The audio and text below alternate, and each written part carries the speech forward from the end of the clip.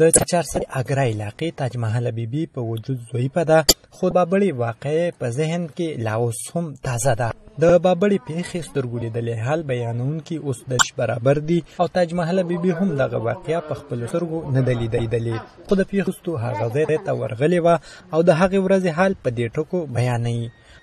600 کسان دي وي چې تخمینه دا ده چې 600 کسان مړي دي. مړي خو هغې وغورځولو او نور چې د چا د کلي ولس مړي وو که نه، نو هغه هغې په شاګانو او په هغه کې یوړو، په پټو کې هم پټ کړه او یوې خپلو کلو ته یې ورسول پیاده. ولې نو هغې په جندي سیند کې وغورځول. تاج بیبي وایي دغه پیښه کې ډېر ماشومان، یتیمانان او ډېرې پیغلې کونډې شوې وې او د بابړې پیښې وروسته به هم هغه کورنۍ د سکیورټي ادارو لخوا زورول کېدې. ډېر زه ته سخت و چې روغ 2 کاله به بیا هغې پسې تره او هغې به یې راښکل او هغې ماشومان او ښځې او هغې نیغ به ورننوتلې او به یې وهلې او هغې به یې ټکولې چې تاسو نه ولې دا خاوندان او زامن تله.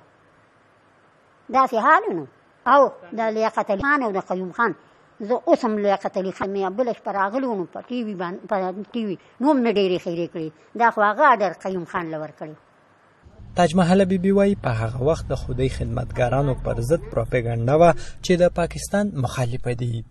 پروپاګانډا وایي چې وی چې دوی پاکستان نه مني او مونږ ځکه باچا خان دي او زه ټول ملګري دغه نه کوو چې وی چې مونږ لرې خپلې صوبې خپل حقوق راکړي او پښتنو له او هرې صوبې دې ورکړي.